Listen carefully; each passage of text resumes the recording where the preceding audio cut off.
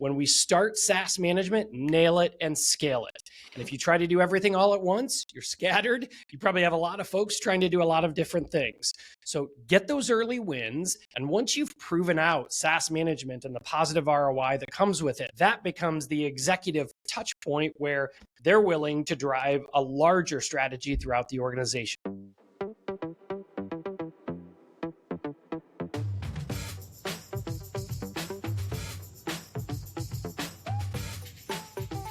In our last episode, Chad Heinen explained the importance of a SaaS system of record and the process of setting one up.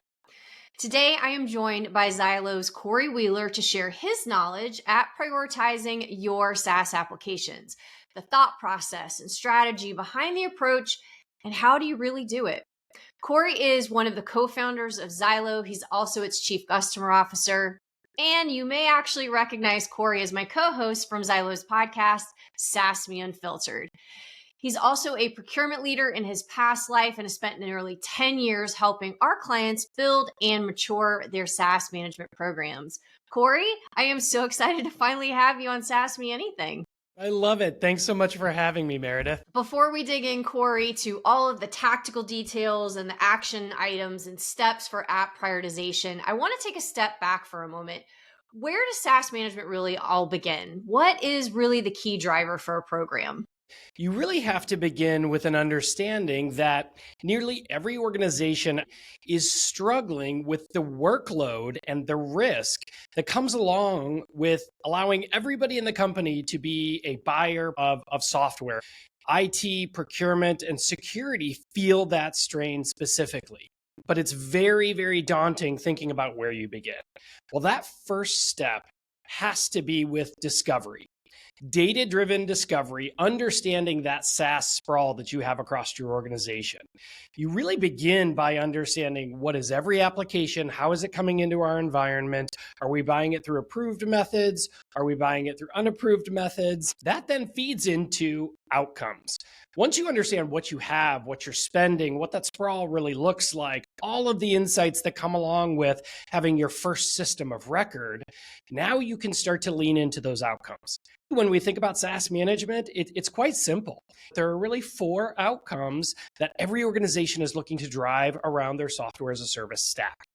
It begins with inventory visibility and insights around your full system of record. Once you discover every application that you've got, you have to maintain that central system of SaaS record. It's always on. It's your full inventory of inbound applications, as well as applications that you're deprecating, along with all of the information that comes with that. Where are our security risks? Where are our overlapping applications throughout the organization? And what additional company metadata do we need to bring in? That is the first outcome. Second, you've got to start looking at the avoidance of unnecessary costs in your environment today. So across every single application, you have open licensing, open consumption metrics, true ups for applications. And there's a lot of organizations that are inefficiently purchasing licensing because they lack that centralized visibility. So recognizing the applications where you can drive a zero waste environment, ensure that you're purchasing the right number of licenses or units for your organization and not over purchasing, so that at renewal, at every quarterly update, you're able to right size your overall licensing and software usage. That then feeds into the next, which is hard cost savings. Again, back to that zero waste comment, most organizations are looking to drive efficiencies on their software stack. A lot of sprawl, a lot of spend, a lot of waste. So let's eliminate that waste and move it to the bottom line. That is, without a doubt, removing applications that are unnecessary, removing waste and licenses that are no longer being used. And hard cost savings and ROI is typically a key driver for any sort of SaaS management strategy. And finally, maintaining a record of compliance. Understanding every application, what your security risk and posture is around those applications, finally finding all of that shadow IT and centralizing that and putting a strategy around it, and risky licenses that are in your business today. if you don't have these 4 outcomes top of mind, take those away from this conversation, because those are the key tenets to any fantastic SaaS management program. I love that, Cory. It is such a very, very clear way to tie a SaaS management program and strategy to business impact. We've got this SaaS system of record, which is visibility, it's insights, cost avoidance, cost savings. All organizations are looking, for how do we responsibly grow? How do we fuel innovation within our company? How do we reinvest dollars? So that cost savings is so important. Record of compliance. Nobody wants a data breach on top of all things right now. Okay, awesome. Where's the priority? I love it, but where do I get started with those 4 things? I mean, Meredith, that's the question that folks coming into SaaS management for the first time, our existing customers, that's what they ask us right away. Okay, it's not just me. 100%. Because think about what I just mentioned. Discovery is the key to being able to plan out your full strategy.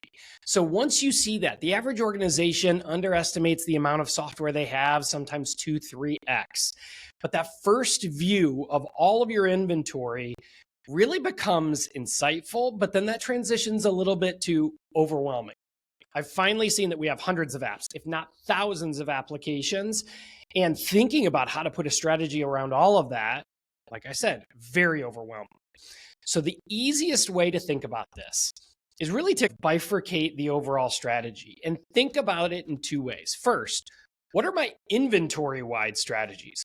Where do I need to think about all my applications and how we're handling applications at scale in our organization? And then what are my individual specific application strategies? Those inventory-wide strategies are really, examples are discovering shadow IT and ensuring that those are remediated or have gone through security reviews, and really tackling all of those applications with a single strategy. Yeah. Security is another inventory-wide strategy.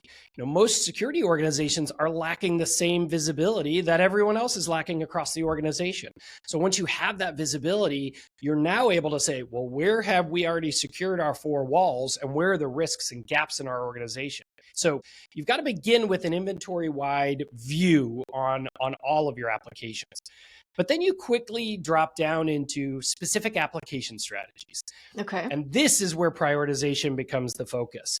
Because what you've got to do is look at these applications, understand how to right-size them at renewal. You've got to look at your overall pricing and bring that down at renewal as well.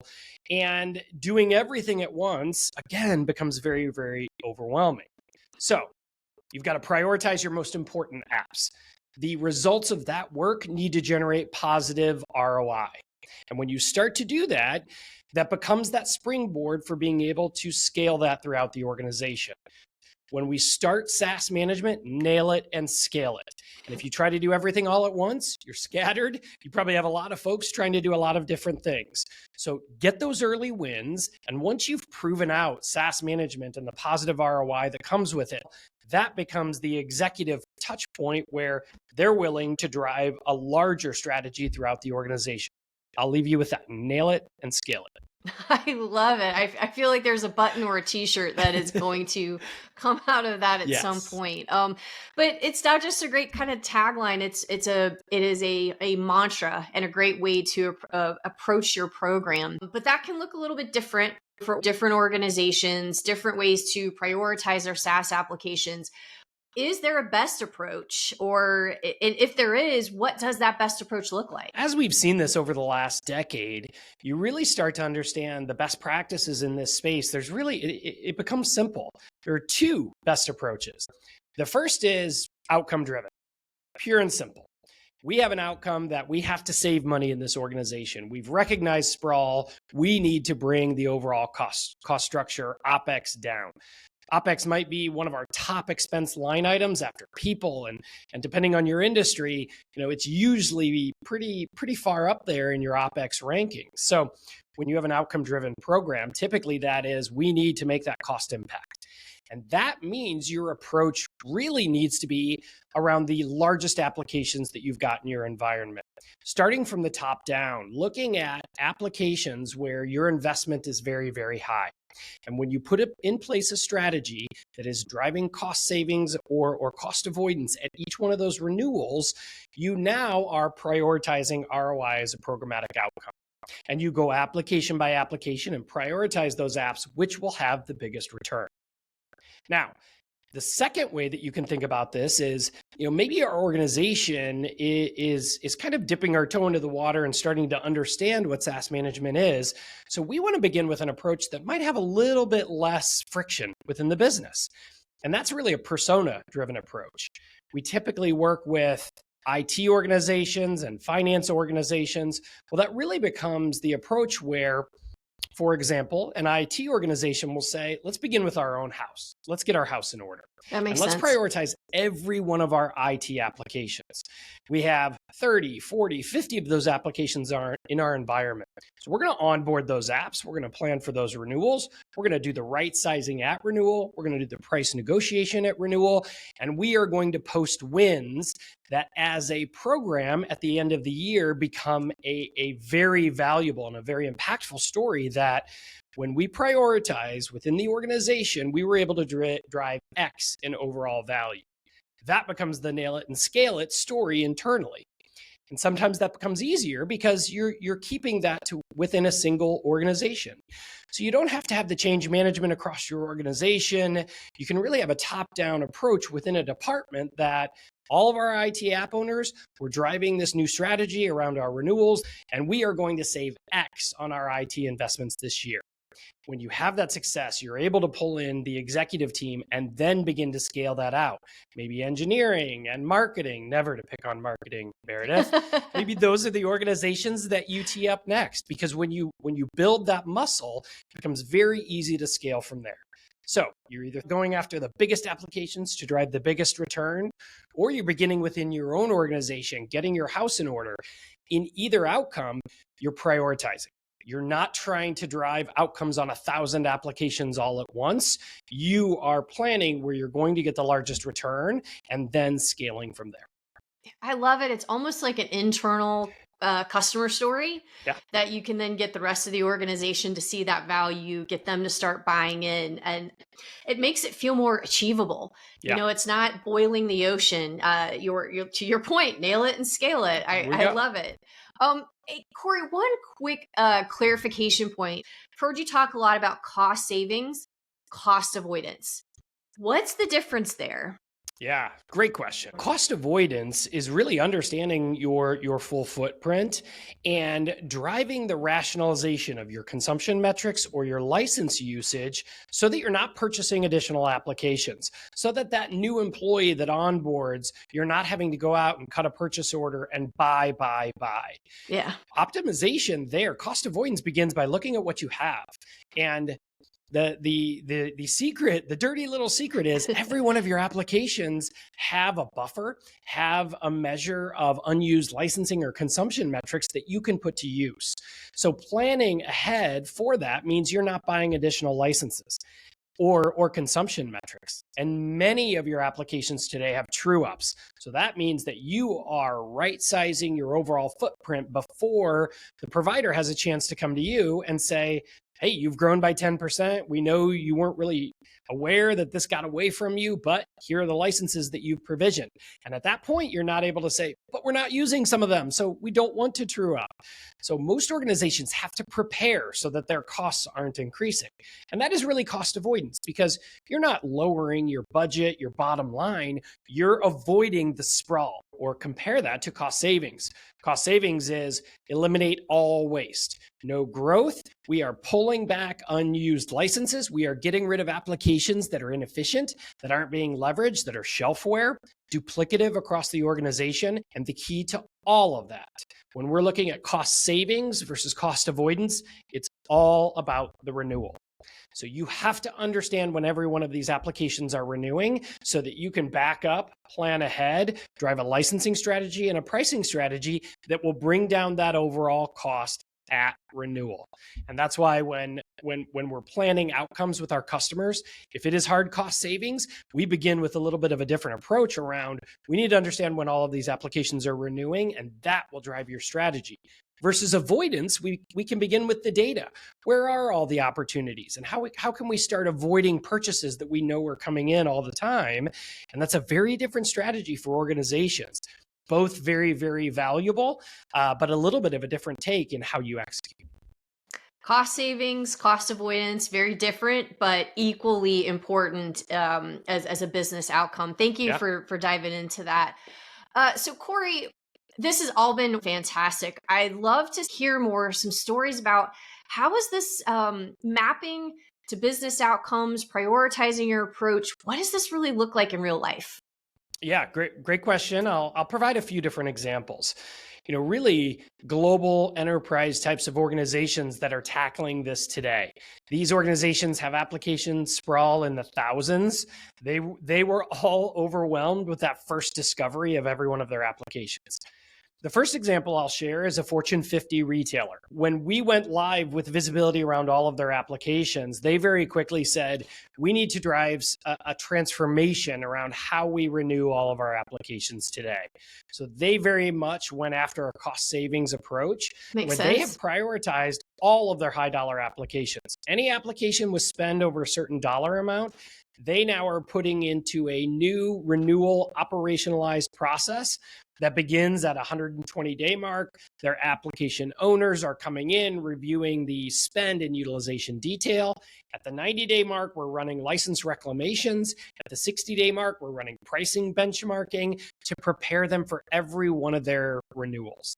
They now are able to forecast when all of these renewals are coming, forecast opportunities for savings, and then execute them and convert those opportunities to realized events.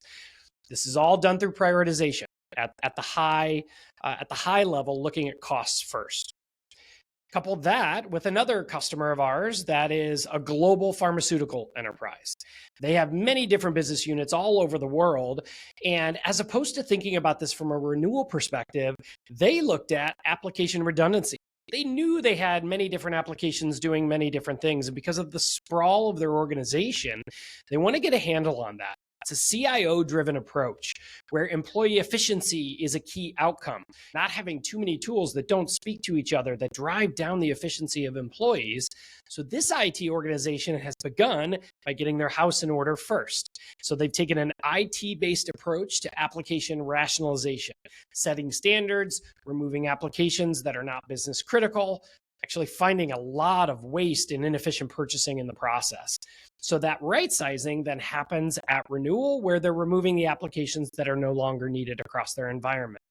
It reminds me very much of the approach that Adobe, one of our customers, took. When they went live, they saw they had 2,600 applications.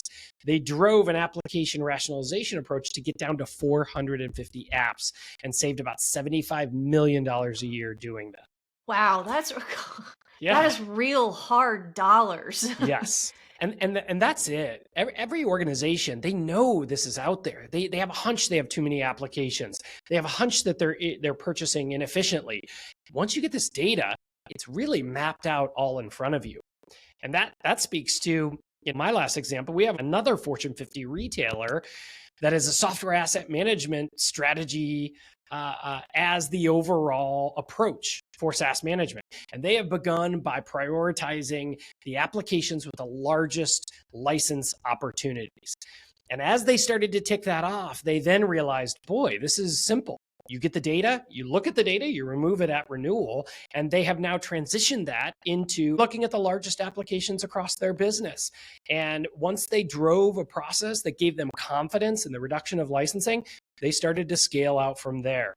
So when you're a very large organization, begin with that data, let the data tell the story, because you know that if you put focus on any of these renewals, you're going to drive a return. There is waste in every single application. There's waste at the application layer where there's redundancies throughout the organization. So when you let that data speak and you implement a pragmatic process, the ROI comes. The ROI is there for every one of these renewals. You just got to isolate it and remove it at renewal. That's the key to all of this. Oh, Cory, this has been so incredible. I think for anyone who is looking to start their SaaS management journey, probably has never done this before. You have Yeah. really laid out a thoughtful and strategic way on how to approach it, but also how to think about it at the very start, how to set that foundation. You said you have to start with the business outcomes in mind. Are you trying to save money? Are you trying to build that SaaS system of record and get Yeah. that visibility? Are you trying to avoid additional expenses, or is compliance risk really more of something that's top of mind? And then taking those business outcomes and really mapping that to a prioritized approach. Start off with these smaller wins, build That's that right. evangelism within your company, nail it and scale it, as you've said several There we times, go. which I love. So helpful. Cory, really, thank you so much for joining us Of today. course. Hey, if you'd like to hear more of these customer stories, join Cory and myself on our podcast, SaaS Me Unfiltered, where we bring some of these really unfiltered customer stories to life. You're going to meet some of these customers, which is super fantastic to be able to hear it in their words. If you are interested in learning more about this prioritized approach, please check out our No BS SaaS Management Playbook. It is linked in the show notes. It's going to dive even deeper into this topic and really help you put that plan together and take action on it. As always, we invite you to please subscribe to our YouTube channel. You'll get notifications for all of our video content. And join us next time, where we'll explore the steps that you need to take to onboard your applications into that SaaS system of record.